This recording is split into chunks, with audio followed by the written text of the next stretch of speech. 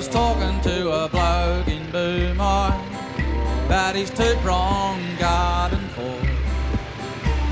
He said he kept his family going, stabbing wild under windy pork.